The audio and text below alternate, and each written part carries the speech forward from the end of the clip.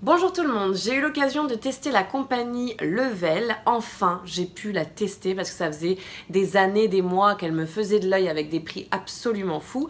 La preuve, j'ai payé un aller-retour pour aller en Guadeloupe en pleine saison touristique, c'est-à-dire fin janvier, pour la modique somme de, roulement de tambour, 178 € aller-retour. Alors qu'est-ce qui est compris dans ce tarif? Est-ce que l'avion va se désintégrer sous mes pieds parce que j'ai pas payé assez cher? Voici les 10 choses à savoir quand on voyage avec FlyLevel. Cindy fait des bons plans. Cindy fait des bons plans. Cindy fait des bons plans. Cindy fait des bons plans.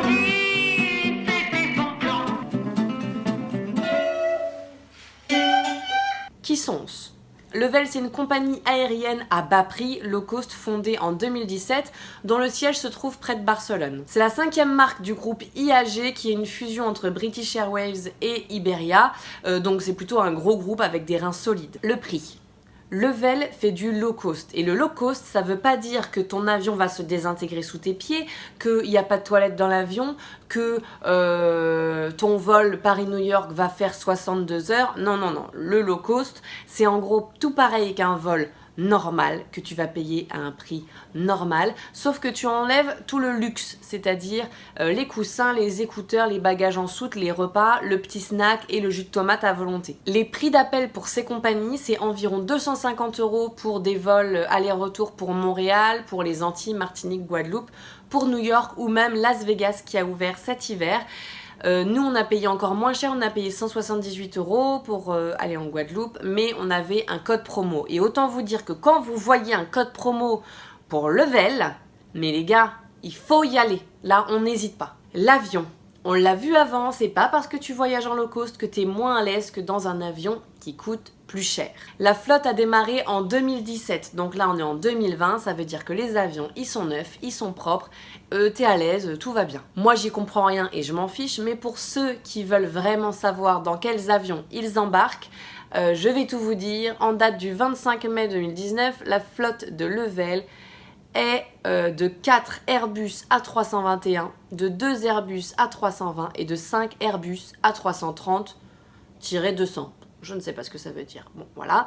Et ils ont annoncé espérer une flotte atteignant une 30aine d'avions pour Level dès 2022. Donc ça va arriver très vite, encore plus de vols pas chers. On kiffe. Pour l'instant, il y a peu d'avions pour assurer les vols. Et c'est vrai que ça peut créer des problèmes. Moi, j'avais lu sur des forums avant de partir que certaines personnes avaient reçu un texto genre « Votre vol est annulé.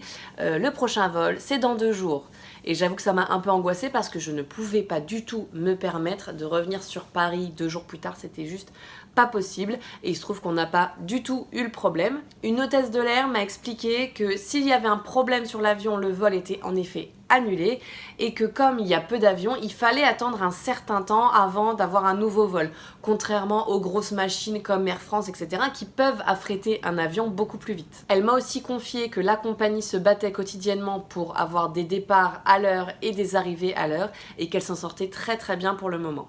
À l'aéroport. En France, c'est à l'aéroport de Paris-Orly qu'on voyage avec Level et rien ne diffère des autres compagnies. Nous, on s'est enregistré en ligne et voilà, il n'y a pas eu de problème. On n'avait pas de bagages en soute, donc on a pu s'enregistrer en ligne sans souci. Il y a une chose sur laquelle on a failli se faire avoir, c'est qu'après avoir passé l'enregistrement, la douane, etc., bon bah là, on était peinard, on a mangé, on était au duty free, on achète petit ours brun au relais, etc. Et en fait, on s'est rendu compte au dernier moment qu'il y avait une nouvelle présentation de passeport à faire et donc une nouvelle queue à faire juste avant d'aller à notre porte, juste avant de prendre l'avion. Et ça, du coup, on avait juste 25 minutes, une demi-heure d'avance et ça n'a pas suffi parce qu'il y avait plein de monde qui, comme nous, faisait la queue et ne savait pas qu'il y avait cette queue à faire. Et du coup, on a dû... ils sont venus nous appeler, on a dû courir dans l'aéroport, genre vous avez 2 minutes avant que ça ferme. Bah oui, mais ça fait 20 minutes qu'on est là, alors que normalement, on a déjà passé l'identité. Donc voilà, il y a 2 douanes. Alors, oui, c'est des douanes. Il y a 2 douanes à passer à cet endroit-là particulièrement. Prenez votre temps une fois que vous êtes devant la porte d'embarquement et pas avant. La valise. À ce prix-là, pas de bagages en soute parce que sinon, il faut rajouter 80 € pour le voyage entier aller-retour.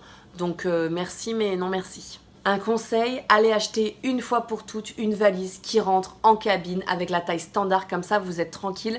Nous, qu'on parte 3 jours ou 15 jours, on a cette valise cabine qui franchement nous suffit largement et on a un enfant. C'est souvent moins cher de bien sûr ne pas avoir de valise en soute et ça fait gagner du temps. Je déteste attendre ma valise à l'aéroport. Voilà. Donc au moins avec un bagage en cabine, tout va bien. En cabine avec le VEL, vous avez le droit à, pour les longs courriers, 56 cm de haut, 45 cm de large, 22 cm de profondeur et un poids de 10 kg. Donc voilà. Franchement ça va. Hein. Pour aller en Guadeloupe, tu mets 3 maillots de bain, 2 shorts, 5 t-shirts, 3 culottes, 10 culottes, bref, tout va bien. Vous avez droit aussi à un effet personnel que vous pouvez ranger sous le siège de devant, donc un petit sac à main, un étui d'appareil photo, voilà, faut juste pas abuser sur la taille du sac. Pour les voyages en Europe avec le VEL, vous avez droit d'un sac à main, un grand sac à main ils appellent ça, 55 cm de haut, 40 cm de large, 20 cm de profondeur et poids de 10 kg. Donc c'est c'est un tout petit peu plus petit que ça, mais ça va. Bon, ils appellent ça un sac à main, un grand sac à main quand même. Et comme pour tout bagage cabine, les flacons de liquide en cabine ne doivent pas avoir une contenance supérieure à 100 ml. Les liquides doivent être disposés dans un petit sac transparent de 20 cm sur 20. Un seul sac de liquide est autorisé par voyageur. Mais si vous voyagez avec un bébé, vous pouvez prendre autant de liquide que vous voulez. Voilà, ça c'est mon petit tips en plus, parce que nous, personne nous a jamais fait chier sur les liquides. Donc avec un bébé, vous pouvez prendre les petits pots, les compotes, les médicaments, les biberons, les bouteilles d'eau, tout ce que vous voulez. Personne ne vous dit rien, il n'y a pas de problème. Le repas. Si vous êtes en tarif éco, vous n'aurez pas de repas offert sur le vol, pas de snack, pas de boissons, etc. Mais vous pouvez toujours en acheter. Ça vous coûtera aussi cher que dans tous les avions et dans tous les trains. C'est-à-dire que ça coûte entre 2,50 € et 14 € pour un snack, c'est-à-dire ça va d'un paquet de chips, d'une bière ou d'un sandwich. Et 35 € pour le repas complet, boissons, snacks, etc. Nous, pas folle la guêpe, on avait acheté des sandwichs et des snacks avant de partir dans un petit Franprix à Paris parce que ça coûte beaucoup moins cher qu'à l'aéroport. L'écran. Oui, à ce prix-là, tu as un écran, tu peux regarder des films, mais quel kiff de regarder des films en avion, oui, je sais. Pour les films, en plus, il y a des films en avance sur la sortie en France. Par exemple, on a pu regarder Judy, qui n'était pas encore sorti en France. On a pu aussi regarder des films qu'on avait ratés au cinéma, Once Upon a Time, Le Roi Lion. Il y avait aussi Joker, mais qu'on avait déjà vu 2 fois, donc on ne l'a pas re-regardé. Petit bémol, c'est que les films sont soit en anglais, soit en français. Il n'y a pas les sous-titres. Donc un peu relou, mais bon, on s'y fait. Il y a aussi la radio, il y a des jeux, il y a des films et des séries pour les enfants, des dessins animés, il y a tout ce qu'il faut. Il y a aussi l'heure prévue d'arrivée, le nombre de kilomètres effectués, etc. Il manque juste la petite carte avec l'avion là pour voir ce qu'on survole. Mais c'est pas très grave. Mais pour utiliser cet écran, il te faudra des écouteurs. Et alors là, soit tu y as pensé et tu as ta paire d'écouteurs au bon format, c'est-à-dire format jack. Attention aux utilisateurs d'iPhone qui, eux, n'ont pas la bonne prise. Et sinon, tu peux aussi en acheter sur place dans l'avion et ça te coûtera 5 €. Une autre chose que tu peux acheter sur place, c'est une couverture. Et là, tu te dis que vraiment, c'est pas la peine parce que toi, t'es pas frileux. Mais on s'est demandé s'ils ne faisaient pas exprès de mettre la clim ultra fort pour faire acheter des couvertures, hein, les petits coquins. Parce que franchement, tu te les gèles, on a eu assez froid malgré pull et doudoune parce que nous, on venait en plus d'un pays en hiver pour aller en été.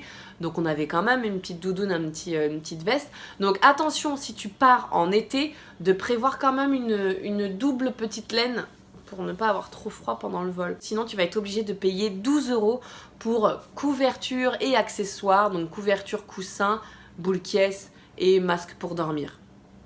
On a eu la chance, merci Sarah, de pouvoir tester la version Eco et la version Premium, puisque au retour, on a pu être en Premium avec grand siège, repas chaud, boisson à volonté, couverture, coussin et tout le tralala.